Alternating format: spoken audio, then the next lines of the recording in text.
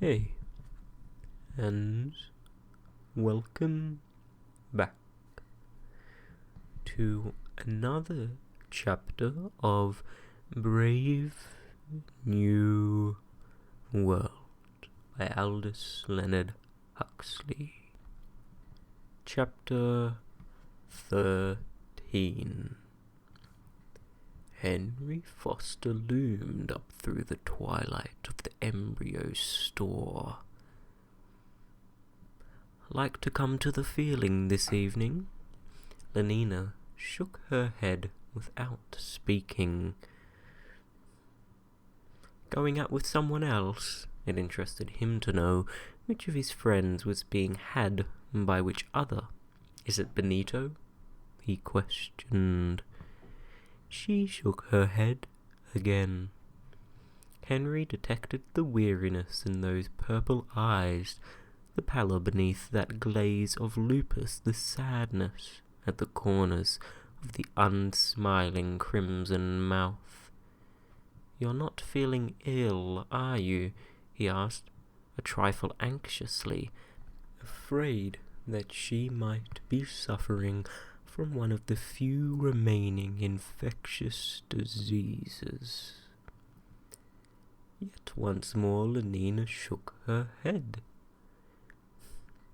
"Anyhow, you ought to go see the doctor," said Henry.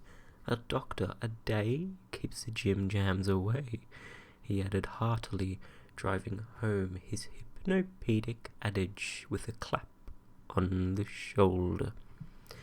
"Perhaps you need a pregnancy substitute," he suggested, "or an extra strong VPS treatment. Sometimes, the standard passion surrogate is not quite..."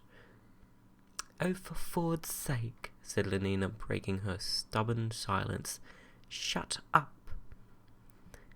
And she turned back to her neglected embryos. A VPS treatment indeed. She would have laughed if she hadn't been on the point of crying. As though she hadn't got enough VP of her own. She sighed profoundly as she refilled her syringe. "John," she murmured to herself. "John." Then, "My Ford," she wondered. "Have I given this one its sleeping sickness injection, or haven't I?" She simply couldn't remember. In the end, she decided not to run the risk of letting it have a second dose, and moved down the line to the next bottle. 22 years, 8 months, and 4 days from that moment, a promising young Alpha Minus administrator at Mwanza was to die of trypanosomiasis, in the first case for over half a century. Sighing, Lenina went on with her work. An hour later, in the changing room, Fanny was energetically protesting. "But it's absurd to let yourself get into a state like this. Simply absurd," she repeated. "And what about a man? One man. But he's the one I want." As though there weren't millions of other men in the world. "But I don't want them." "How can you know till you've tried?" "I have tried." "But how many?" asked Fanny, shrugging her shoulders contemptuously. "1, 2, dozens, but..." Shaking her head. "It wasn't any good," she added. "Well, you must persevere," said Fanny sententiously, but it was obvious that her confidence in her own prescriptions had been shaken. Nothing can be achieved without perseverance. "But meanwhile..." "Don't think of him." "I can't help it." take Soma, then? I do. Well, go on. But in the intervals, I still like him. I shall always like him. Well, if that's the case, said Fanny with decision, why don't you just go and take him whether he wants it or no? But you know how terribly queer he was. All the more reason for taking a firm line. It's all very well to say that. Don't stand any of this nonsense. Act. Fanny's voice was a trumpet. She might have been a YWFA lecturer giving an evening talk to adolescent beta minuses. Yes, act at once. Do it now. I'd be scared, said Lenina. Well, you've only got to take half a gram of Soma first, and now I'm going to have my bath. She marched off, trailing her towel. The bell rang, and the savage, who was impatiently hoping that Helmholtz would come that afternoon, for having at last made up his mind to talk to Helmholtz about Lenina, he could not bear to postpone his confidences a moment longer, jumped and ran to the door. I had a premonition it was you, Helmholtz, he shouted as he opened. On the threshold, in a white acetate satin sailor suit, and with a round white cap rakishly tilted over her left ear, stood Lenina. Oh, said the savage, as though someone had struck him with a heavy blow. Half a gram had been enough to make Lenina forget her fears and her embarrassments. Hello, John, she said, smiling, and walked past him into the room. Automatically, he closed the door and followed her. Lenina sat down. There was a long silence. You don't seem very glad to see me, John, she said at last. Not glad. The savage looked at her reproachfully, then suddenly fell on his knees before her, and, taking Lenina's hand, reverently kissed it. Not glad? Oh, if you only knew, he whispered, and, venturing to raise his eyes to her face, admired Lenina. He went on, indeed the top of admiration worth what's dearest in the world. She smiled at him with a luscious tenderness. Oh, you're so perfect. She was leaning towards him with parted lips. So perfect and so peerless are created, nearer and nearer, of every creature's best.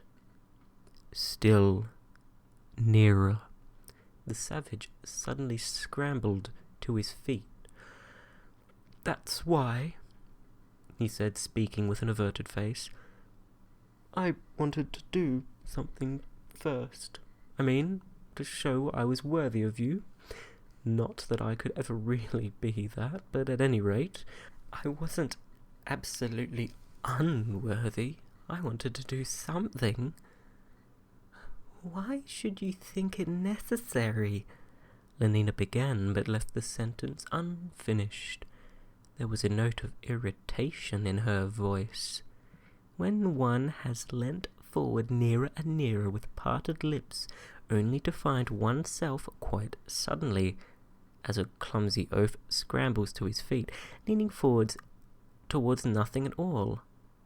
Well, there is a reason, even with half a gram of Soma circulating in one's bloodstream. A genuine reason for annoyance. At Malpais, the savage was incoherently mumbling. You had to bring her the skin of a mountain lion, I mean, when you wanted to marry someone, or else of a wolf.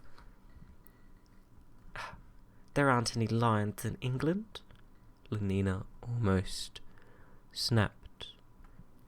And even if there were, the savage added, with sudden contemptuous resentment. People would kill them out of helicopters, I suppose, with poison gas or something. I wouldn't do that, Lenina. He squared his shoulders. He ventured to look at her, and was met with a stare of annoyed incomprehension. Confused. I'll do anything, he went on more and more incoherently. Anything you tell me.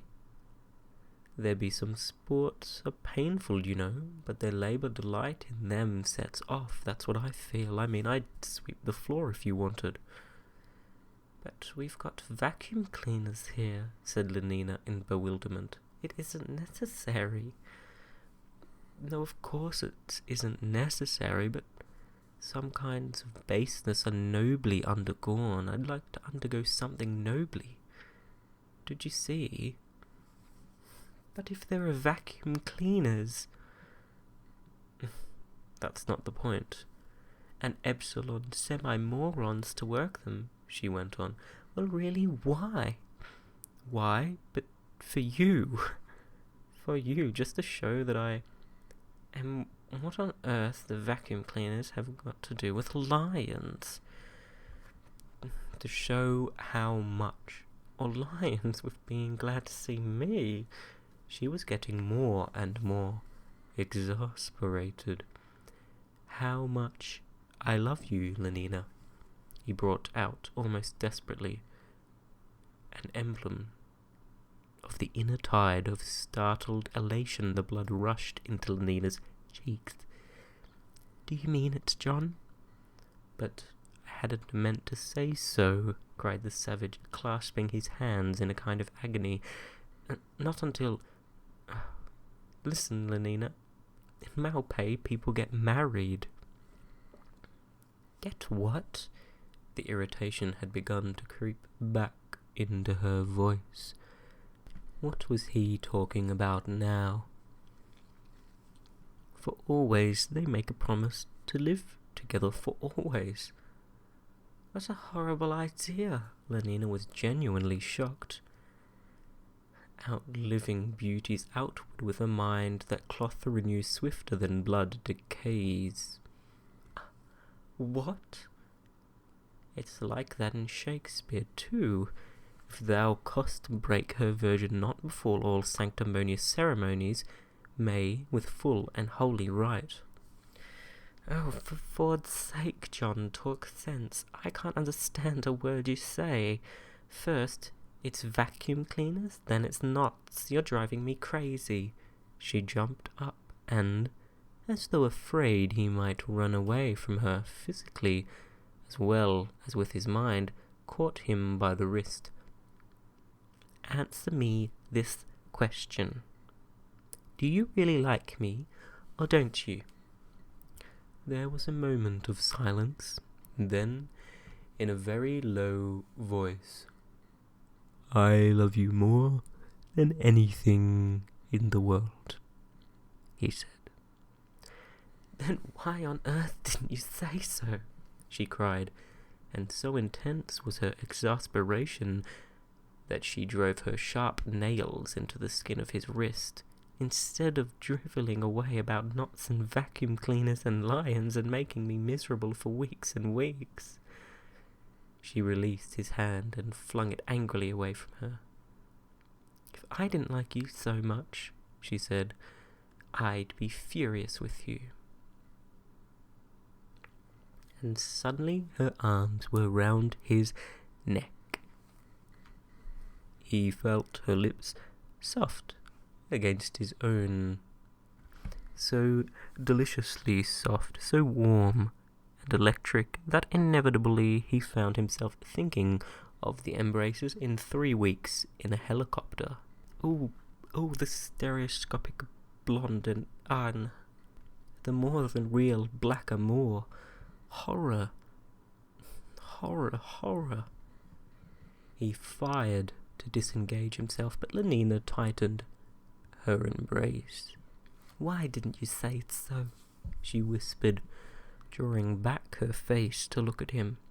Her eyes were tenderly reproachful.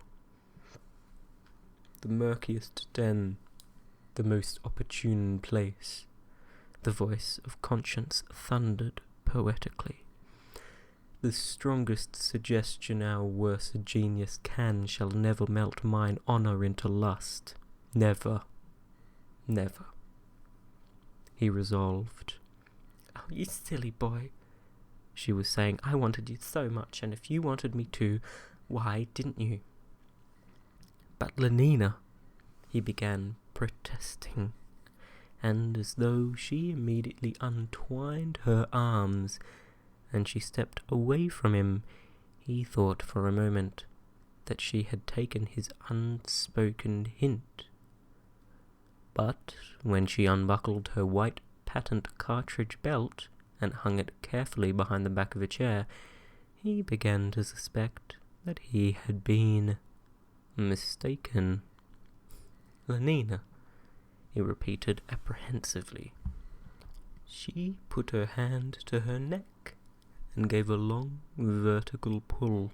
Her white sailor's blouse was ripped to the hem. Suspicion condensed into a too solid certainty. "Lenina, what are you doing?" Zip, zip. Her answer was wordless. She stepped out of her bell-bottomed trousers. Her zippy caminicks were a pale shell pink. The Arch Community Songster's golden tea dangled at her breast. For those milk paps that through the window bars bore at men's eyes, the singing, thundering, magical words made her seem doubly dangerous, doubly alluring. Soft, but how piercing, boring, drilling into reason, tunneling through resolution. The strongest oath, a straw and fire, either blood. Be more abstemious or else. Zip. The rounded pinkness fell apart. Like a neatly divided apple, a wriggle of the arms, a lifting first of the right foot, then the left. The zippy caminicks were lying lifeless, as though deflated, on the floor, still wearing her shoes and socks, and her rakishly tilted round white cap. She advanced towards him. Darling, if only you'd said so before." She held out her arms.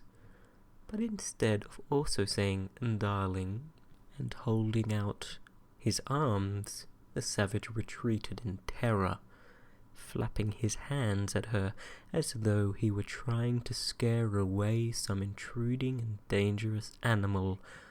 4 steps backwards and he was brought to bay against the wall. "Sweet," said Lenina, and, laying her hands on his shoulders, pressed herself against him. "Put your arms round me," she commanded. "Hug me till you drug me, honey." She, too, had poetry at command, knew words that sang and were spells and beat drums. "Kiss me." She closed her eyes and let her voice sink to a sleepy murmur. "Kiss me till I'm in a coma. Hug me, honey, snugly." The savage caught her by the wrists, tore her hands from his shoulders, thrust her roughly away at arm's length. "Ow, you're hurting me. Ow." She was suddenly silent. Terror had made her forget the pain. Opening her eyes, she had seen his face. No, not his face. A ferocious stranger's, pale, distorted, twitching with some insane, inexplicable fury, aghast. "But what is it, John?" she whispered. He did not answer, but only stared into her face with those mad eyes. The hands that held her wrists were trembling. He breathed deeply and irregularly. Faint almost to imperceptibility, but appalling, she suddenly heard a kneading of his teeth. "What is it?" she almost screamed. And as though awakened by her cry, he caught her by the shoulders and shook her. "Whore!" he shouted. "Whore! Impudent strumpet!" "Oh, don't!" she protested in a voice made grotesquely tremulous by his shaking. "Whore! Please! Damned whore! A gram is better," she began. The savage pushed her away with such force that she staggered and fell. "Go!" he shouted, standing over her menacingly. "Get out of my sight, or I'll kill you." He clenched his fists. Lenina raised her arm to cover her face. "No, please don't, John." "Hurry up, quick." One arm still raised, and following his every movement with a terrified eye, she scrambled to her feet and, still crouching, still covering her head, made a dash for the bathroom. The noise of that prodigious slap by which her departure was accelerated was like a pistol shot. "Ow!" Lenina bounded forwards, safely locked into the bathroom. She had leisure to take stock of her injuries. Standing with her back to the mirror, she twisted her head. Looking over her left shoulder, she could see the imprint of an open hand standing out distinct and crimson on the pearly flesh. Gingerly, she rubbed the wounded spot. Outside in the other room, the savage was striding up and down, marching to the drums and the music of magical words. "The wren goes to it, and the small gilded fly does lecher in my sight." Maddeningly, they rumbled in his ears. "The fit you nor the soiled horse goes to it with the more rituous appetite. Down from the waist they are centaurs, though women all above. But to the girdle do the gods inherit, beneath is all the fiends. There's hell, there's darkness, there is the sulphurous pit, burning, scalding stench, consumption. Fie, fie, fie, pain, pain, give me an ounce of sweat, good apothecary to sweeten my imagination." "John," ventured a small and gratiating voice from the bathroom. "John." "O thou weed, who is so lovely fair and smelt so sweet, that the senses aches at thee, was this most goodly book made to write whore upon? Heaven stops the nose at it." But her perfume still hung about him. His jacket was white with the powder that had scented her velvety body. Impudent strumpet, impudent strumpet, impudent strumpet. The inexorable rhythm beat itself out. Impudent. "John, do you think I might have my clothes?" He picked up the bell-bottomed trousers, the blouse, the zippy caminex. "Open," he ordered, kicking the door. "No, I won't." The voice was frightened and defiant. "Well, how do you expect me to give you them?" "Push them through the ventilator over the door." He did what she suggested, and returned to his uneasy pacing of the room. Impudent strumpet, impudent strumpet. The devil luxury with his fat rump and potato finger. "John," he would not answer. Fat rump and potato finger. "John, what is it?" he asked gruffly. "I wonder if you'd mind giving me my Malthusian belt?"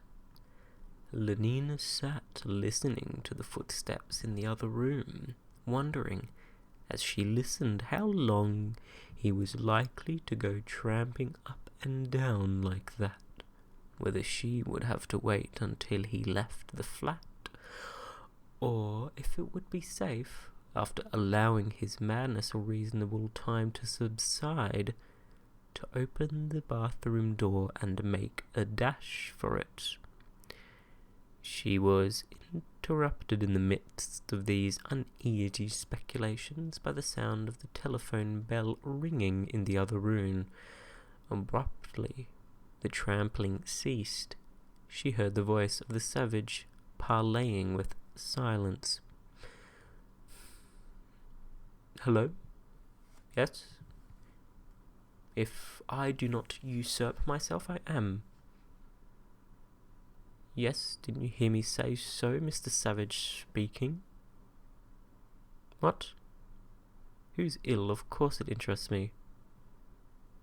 "But is it serious? Is she really bad? I'll go at once."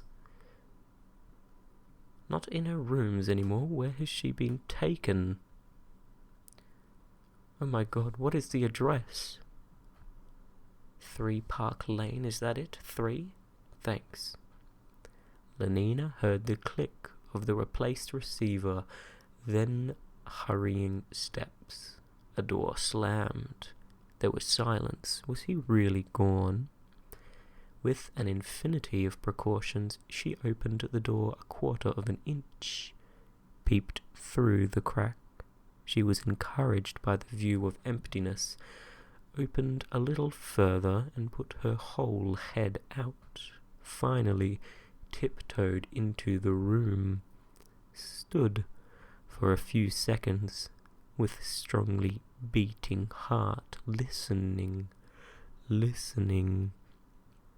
then darted to the front door, opened, slipping through, slammed, and ran.